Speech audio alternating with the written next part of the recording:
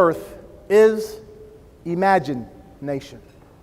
Because only with imagination can we begin to change the fabric of how we think, change the fabric of what's possible, change the fabric of what happens in the arena of what it is that we do. So we can imagine it, ladies and gentlemen, we can achieve it. And see, let me tell you something right now. I am nothing special. I'm an average guy with above average goals who had an extraordinary teacher who didn't have resources, who didn't have people who believed in her, but she had something special. She had charisma, and she had a belief that every one of us could be anything that we dreamed ourselves to be. And that was the magic that she created in her kingdom. That was the magic that changed everything. So the idea is, what do you dream? What do you dream when you go into your classrooms? What do you dream as administrators? What do you dream in any aspect of your job? What are your dreams? What are your goals? What are your hopes? What are your aspirations? And see, the thing about it is, kids really never listen to what we say, but they will always do what we do. Kids are looking for people to step up to the plate. Kids are looking for people that they can believe in.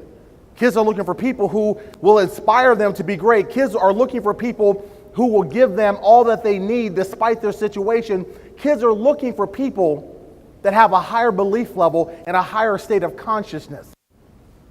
And kids will respond, as Dr. Coates talked about. When you put the platform in front of kids and you expect them to be great, they will respond. Maybe not when we want them to, but eventually they will respond.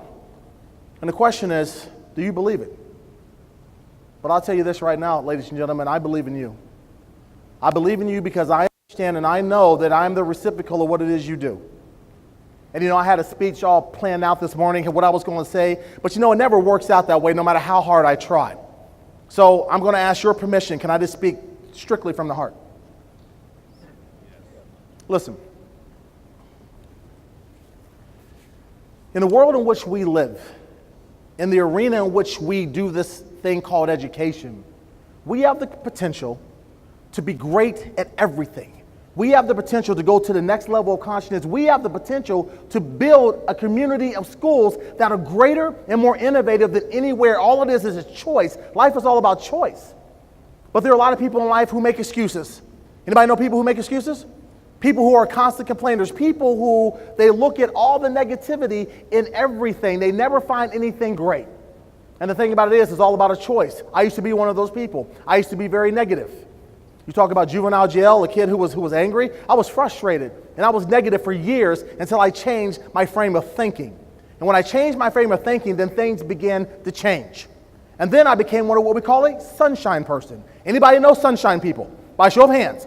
These are the people who are enthusiastic. These are the people that no matter what happens, they jump around in the tulips all day and they love life. Anybody know people like that? Absolutely. So the thing is what do we choose? It's all about choice. It's all about making the choice to change our frame of thinking and change the belief in what it is that we do. But let me tell you something right now. You guys are more awesome than you could ever believe. You guys are incredible. Because where else could you have a job, a profession, a calling that can inspire the greatest asset we have in this country, and that's our children. And that's an amazing thing. So when we begin to look at this,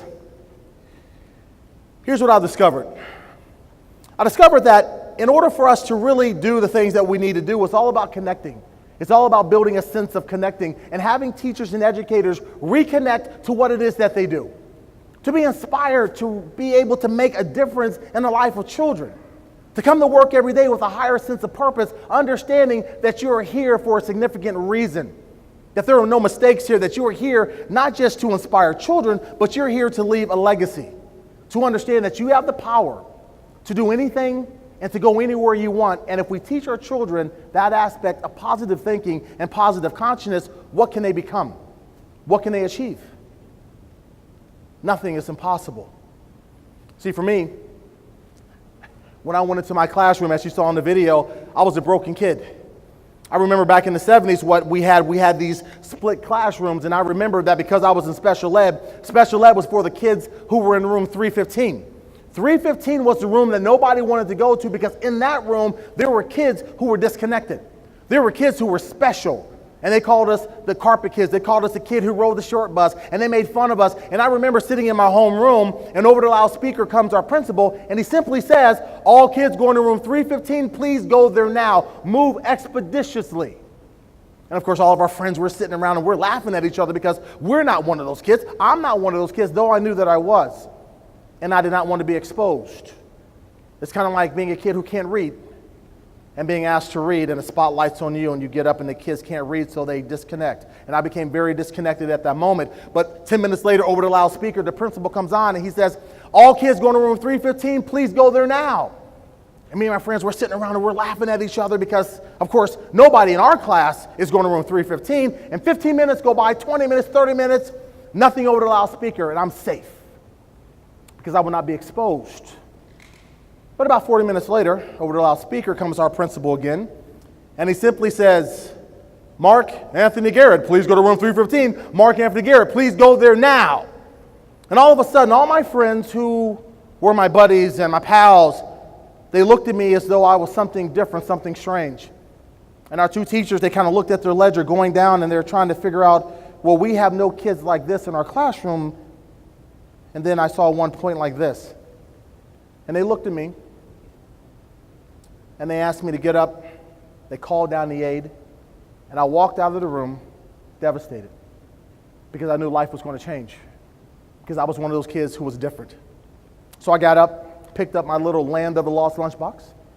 And you guys remember Land of the Lost? And I proceeded out to meet the aide, and we're down to room 315. And as I walked down the hall, it was funny because I felt as though something was wrong with me, like many of our kids who come into our schools who feel like something is wrong with them, who feel like they're inadequate, who feel a sense of disconnect, who feel that education isn't for them, who feel like they're not important. So I walk into room 15, and Miss Ritchie is talking to another teacher in the hallway, and she says, go right in. So I go in, and there's not a room of 30 or 40 kids. There's a room of 11. 11 strange kids, 11 kids who are different from everyone else.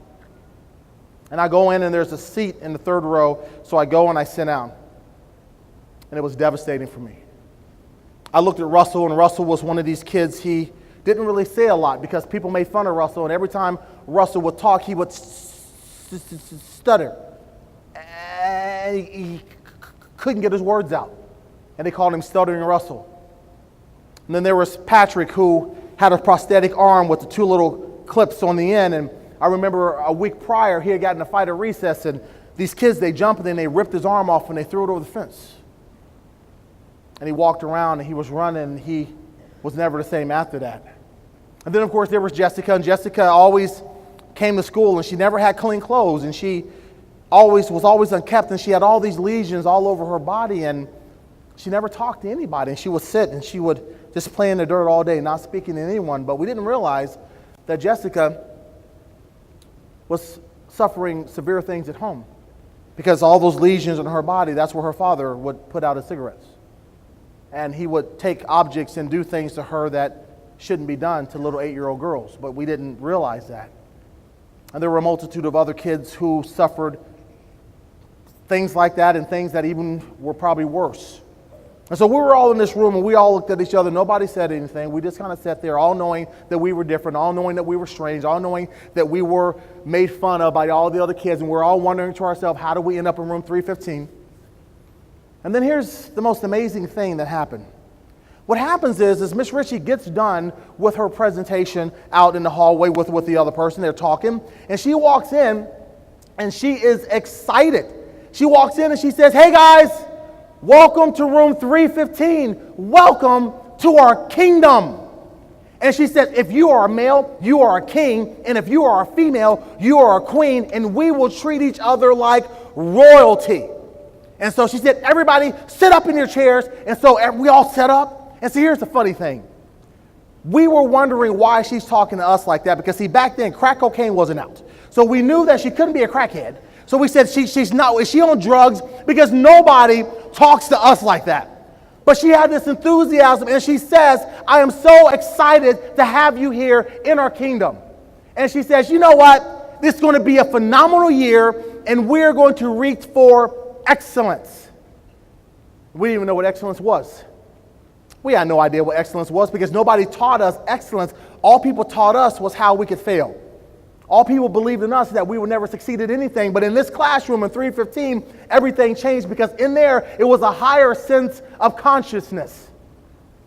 And for a year, she inspired us to be great. And the miraculous thing about that is that these same kids that they said couldn't succeed, the same kids that they said couldn't make it, began to get test scores that were just as great, if not higher, than the quote-unquote average kids. And they couldn't understand it, so they said Miss Ritchie was cooking the books, that she was doing something strange, that kids like this can't succeed because, no, not these kids, but she said it's not about the kids. It's not about what's coming out of them, it's about what we're putting into them. It's about not going through a problem, but how do we grow through a problem? And so she had all these different philosophies of how she could teach, and all of a sudden we began to prosper. And one day, she came in and Jessica was sitting in a chair. And she says, hey, Jessica, so will you be Jessica for a minute? She comes and she says, Jessica, how are you doing today? And of course, Jessica didn't say anything. And she says, Jessica, today you're going to be the queen of our kingdom. So everyone, today, Jessica is the queen, and she will rule our kingdom. She is in control. And so, my hand, please. No, this way. So, class, this is our new queen. Her name is Queen Jessica. Everybody say, hi, Queen Jessica. Hi, Queen Jessica. Hail to the queen. Hail to the queen. And then, all of a sudden, we all stood up, and we bowed before Jessica. Now, freeze frame. For the first time in any of our lives interacting with Jessica, Jessica had a smile similar to that, but much bigger. And for the first time in Jessica's life, she was acknowledged. She was put on a pedestal of significance. And for the whole day, Jessica, she laughed. She talked. She interacted with us, and she ran that kingdom unlike anything that we had ever seen, and she was never the same. The same insecure kid who at home was having a lot of negative things done to her, who was being bombarded with sexual abuse from her father and having various abusive things done to her in that classroom, none of that mattered.